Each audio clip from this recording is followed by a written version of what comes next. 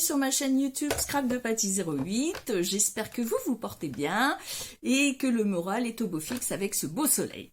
Donc on se retrouve aujourd'hui non pas pour un déballage de colis keepers, mais un petit tuto pas à pas. Ça va durer 3-4 minutes à peine. Donc rappelez-vous, je vous remettrai le lien dans le descriptif. Je vous ai montré il y a quelques jours comment recycler vos canettes de soda. Donc c'était le premier atelier à ce sujet.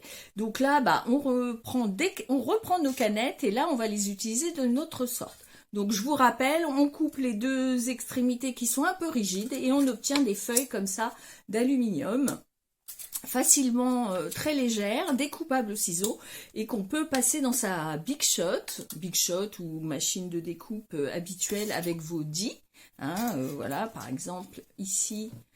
J'ai découpé cette fleur, donc ça devient une feuille très légère mais métallique, assez intéressante dans un projet soit de scrap ou de home déco.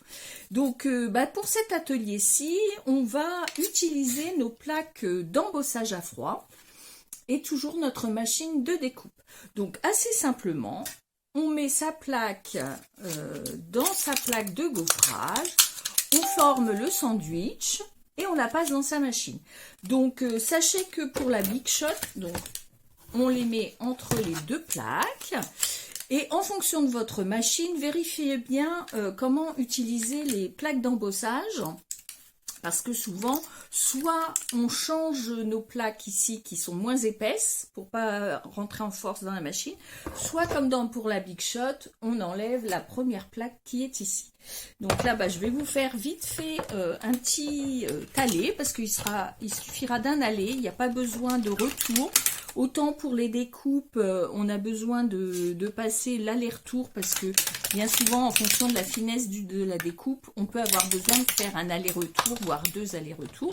Là, vous verrez, un simple aller suffit, voyez. Et de suite, vous avez votre embossage à froid. Donc, pour rappel, dans vos embossages à froid, vous avez une partie qui va faire bomber, une partie creuse. Donc, lorsque vous avez le mot, souvent sur les plaques, vous avez un mot qui vous donne le sens de votre plaque. Donc, si vous le mettez comme ça avec l'aluminium sur le devant, la couleur grise, la partie bombée se trouvera sur le devant. Éventuellement, et donc la partie creuse sur l'arrière.